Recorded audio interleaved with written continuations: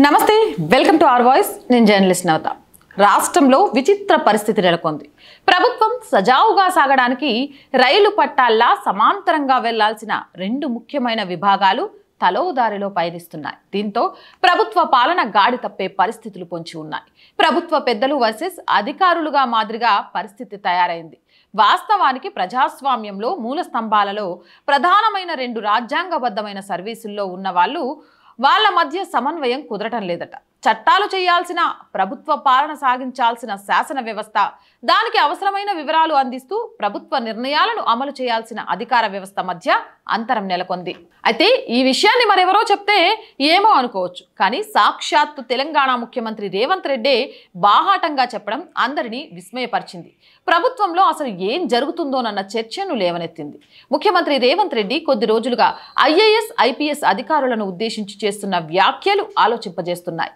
అధికారుల్లో కొందరు సీరియస్ గా పనిచేయడం లేదని వాళ్ళ బాధ్యతలు సక్రమంగా నిర్వహించడం లేదని గత కొంతకాలంగా ఆయన బహిరంగంగానే వ్యాఖ్యానిస్తున్నారు వాళ్ళు అసలు మాటే వినడం లేదని ప్రకటిస్తున్నారు ఐఏఎస్ ఐపీఎస్ అధికారులపై తీవ్ర అసంతృప్తిని వ్యక్తం చేస్తున్నారు ఇటీవలే అధికారులను ఓ సమీక్షలో సుతిమెత్తగా మందలించిన రేవంత్ రెడ్డి ఇప్పుడు మరోసారి బహిరంగ వేదికపై నుంచి తన అసహనాన్ని వ్యక్తం చేశారు మరోసారి అధికారుల పనితీరుపై బహిరంగంగా కామెంట్స్ చేశారు ఇటీవల జరిగిన జిల్లా కలెక్టర్ల సమావేశంలో ఆ తర్వాత ఓ సీనియర్ ఐఏఎస్ అధికారి రచించిన పుస్తకావిష్కరణ సభలోనూ CM Revanth Reddy hot comments చేశారు అయితే సాక్షాత్తు ముఖ్యమంత్రి స్వయం చెప్పినా బహిరంగంగా వెళ్లగక్కిన అధికారులు మాత్రం స్పందించడం లేదట ఇక్కడ అక్కడ అని కాదు రాష్ట్ర సచివాలయంలోని చీఫ్ సెక్రటరీ నుంచి మొదలుకొని కలెక్టర్ల దాకా కమ్యూనికేషన్ గ్యాప్ ఏర్పడిందంటున్నారు మరోవైపు రాష్ట్రంలో ప్రభుత్వం మారినప్పటికీ అధికారులు మారడం లేదని మంత్రులు కూడా తలలు పట్టుకుంటున్న పరిస్థితి నెలకొంది సాధారణంగా ఏ రాష్ట్రంలో అయినా ముఖ్యమంత్రి ఒక్క మాట చెప్పారంటే లేదంటే ఏదైనా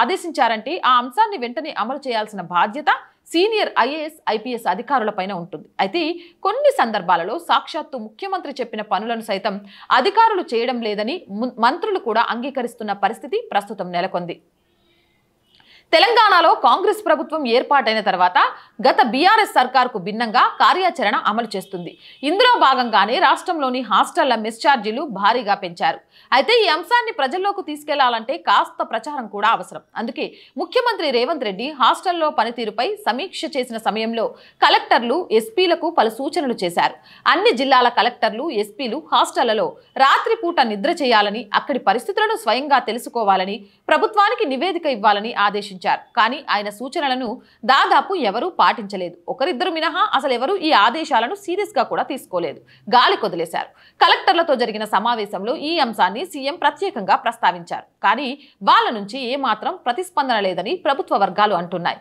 ఈ క్రమంలోనే మాజీ ఐఏఎస్ అధికారి గోపాలకృష్ణ రచించిన కర్మయోగి పుస్తకాన్ని ముఖ్యమంత్రి ఆవిష్కరిస్తూ అధికారుల పనితీరుని మరోసారి తప్పుపట్టారు ప్రభుత్వ అధికారుల వ్యవహార శైలిపై సంచలన వ్యాఖ్యలు చేశారు అధికారులు మంచి చెడులపై సలహాలు ఇచ్చే విధంగా ఉండాలని రాజకీయ నేతలు ఇస్తున్న ఆదేశాల్లో తప్పొప్పులను ఎత్తి చూపాలని అన్నారు కానీ నేటి అధికారుల్లో ఈ వైఖరి కరువైందని ఒక తప్పు చేయమంటే 3 తప్పులు చేద్దామని అధికారులను చూస్తున్నామని వ్యాఖ్యానించారు సమాజానికి ఇది మంచిది కాదన్నారు ప్రస్తుత అధికారుల వ్యవహార శైలి పట్ల నేను ఏమాత్రం సంతోషంగా లేను ఐఏఎస్ ఐపీఎస్ అధికారులు ఏసీ గదుల నుంచి బయటికి రావడం మానేశారు ఏసీ అనేది జబ్బేమో అనిపిస్తోంది అధికారులు ప్రజల వద్దకు వెళ్ళినప్పుడే ప్రజా సమస్య అర్థమవుతుంది ఆఫీసుల్లో కూర్చుంటే ప్రయోజనం ఉండదు అని రేవంత్ రెడ్డి వ్యాఖ్యానించారు మహబూబ్ నగర్ జిల్లా నుంచి ప్రారంభమైన తన రాజకీయ పయనంలో చాలా వరకు ప్రతిపక్షంలోనే ఉన్నానని అప్పట్లో జిల్లా కలెక్టర్లు మారుమూల ప్రాంతాల్లో పర్యటించి ఆయా గ్రామాల సమస్యలు తెలుసుకొని పరిష్కరించేవారని తెలిపారు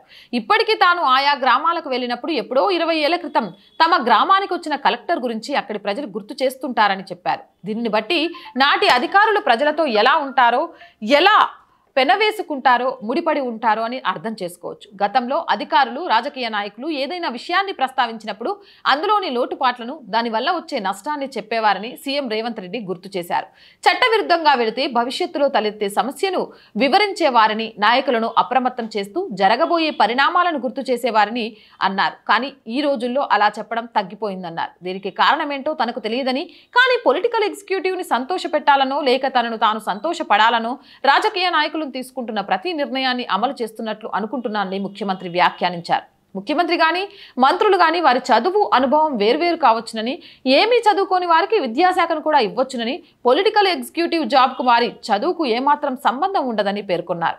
అందుకే తమకు అవగాహన కల్పించడానికి సెక్రటేరియట్ బిజినెస్ రూల్స్ ప్రకారం అధికారులు అవసరం అవుతారని తెలిపారు. వారు ఏ ఫైలు వచ్చినా అందులోని తప్పొప్పులను తమకు వివరించాలని అన్నారు.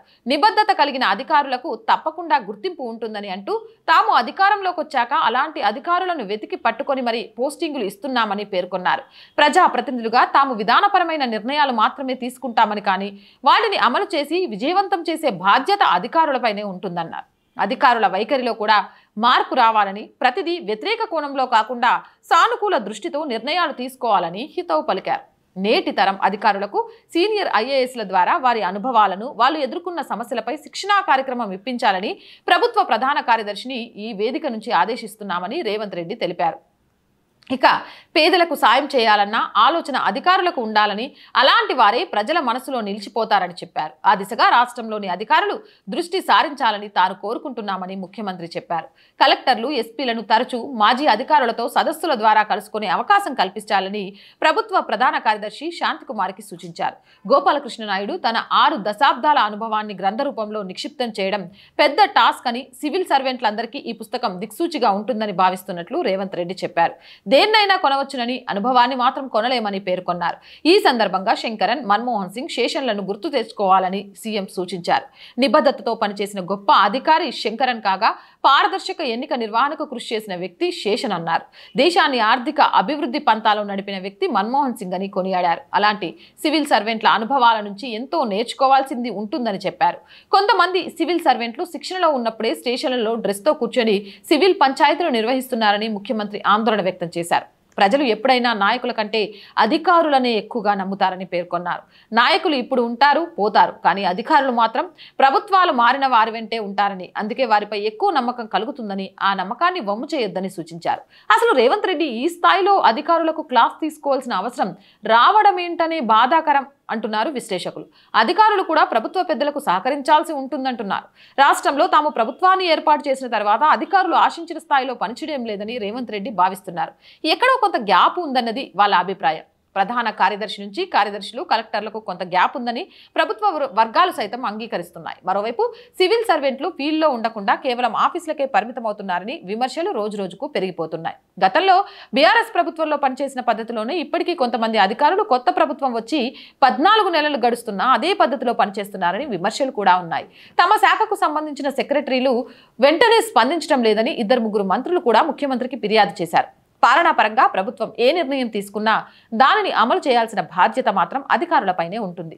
ప్రభుత్వానికి మంచి పేరు వచ్చినా, చెడ్డ పేరు వచ్చినా దాంట్లో అధికారుల పాత్ర కూడా కీలకంగా ఉంటుంది.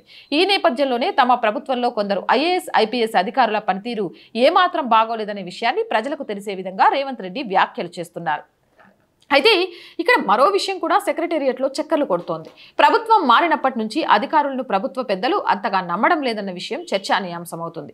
తమకు నచ్చిన వాళ్లకు ఆయా విభాగాలను బదిలీ చేసి పనులు చేయించుకోవడం, తమ విధాన నిర్ణయాలు సక్రమంగా అమలు చేయించడం వంటివి చేయాల్సి ఉండగా అధికారుల సలహాలు ఏమాత్రం వినడం లేదని, వాళ్లతో ప్రభుత్వ నిర్ణయాలపై స్వేచ్ఛగా మాట్లాడటం లేదని, చర్చించడం లేదని అంటున్నారు. అధికారుల మీద ప్రభుత్వ పెద్దలకే నమ్మకం లేకపోతే వ్యవస్థ ఎలా నడుస్తుందని ప్రశ్నిస్తున్నారు. అంతేకాదు, సామర్థ్యం ఉన్న అధికారులకు అప్రాధాన్య పోస్టులు ఇస్తూ అంచనాలు మరోలా ఉండాలంటే ఎలా సాధ్యమవుతుందని కూడా చర్చించుకుంటున్నారు. మరి రాష్ట్రంలో శాసన అధికార వ్యవస్థల మధ్య నెలకొన్న అగాధాన్ని ఎలా అధిగమిస్తారో చూడాలి. ఏదేమైనా అధికారుల్ని ప్రభుత్వం పెద్దలు విమర్శించడం, ప్రభుత్వ పెద్దల విషయంలో అధికారుల అసంతృప్తితో ఉండడం తెలంగాణలో పాలన గాడి తప్పి పేద ప్రజలకు సమస్యలు రావడానికి కారణమవుతుంది. సో ఈ విషయంలో సమన్వయం రాకపోతే ముందు అనేక సమస్యలు వస్తాయంటున్నారు విశ్లేషకులు. మరి మీరేమంటారో కామెంట్ సెక్షన్లో పెట్టండి. మోర్ వీడియోస్ కోసం ఛానల్ వెంటనే చాలా మంది వీడియోస్ చూస్తున్నారు బట్ సబ్స్క్రైబ్ చేయడం మర్చిపోతున్నారు. Please subscribe our channel. ఒక్కొక్క సబ్స్క్రిప్షన్ ఆర్ వాయిస్ కుటుంబాన్ని మరింత పెద్దది చేస్తుంది, మాకు కొండంత బలాన్ని ఇస్తుంది. అలాగే ఆర్ వాయిస్కి ఆర్థికంగా మీ అందరి చేయూత అవసరం. ప్రతిరోజు మీ అందరినీ రిక్వెస్ట్ చేస్తూనే ఉన్నాం. మీరు చేసే ప్రతి చిన్న సహాయం కూడా ఈ ఛానల్ని నిలబెట్టుకోవాలన్న మా కళకు సహకారం అందించిన వాళ్ళు అవుతారు. సో ప్లీజ్ సపోర్ట్ చేయండి. సపోర్ట్ చేయాలి అనుకునేవారు సబ్స్క్రిప్షన్ పక్కనే జాయిన్ అనే బటన్ ఉంది. 1 to 5 లెవెల్స్ ఉన్నాయి. ఏదో ఒక లెవెల్లో సపోర్ట్ చేయండి. లేదా స్క్రీన్ మీద గూగుల్ పే, ఫోన్పేతో పాటు అకౌంట్ డీటెయిల్స్ కూడా ఉన్నాయి. మీకు తోచిన సహాయం చేయడం ద్వారా మన ఛానల్ని ఆదుకుంటారని ఆశిస్తున్నాం. అలాగే వ్యాపార ప్రకటనల కోసం చాలామందికి వ్యాపారాలు ఉంటాయండి. ఒక చిన్న మార్కెటింగ్ యాడ్ ఎవరిని రిక్వెస్ట్ చేయకుండా ఛానల్ని ముందుకు నడుపుకోవడానికి మాకు చాలా చాలా చాలా యూజ్ అవుతుంది. సో ప్లీజ్ వ్యాపార ప్రకటనల కోసం 8328500576 నెంబర్ని సంప్రదించండి. అలాగే ప్రజా సమస్య ఏదైనా ప్రజా గొంతుకను మా గొంతుకగా వినిపిస్తాం. 8328500576 నెంబర్కి వాట్సాప్ ద్వారా మీ సమస్యను తెలియజేయండి. జై హింద్, జై భారత్.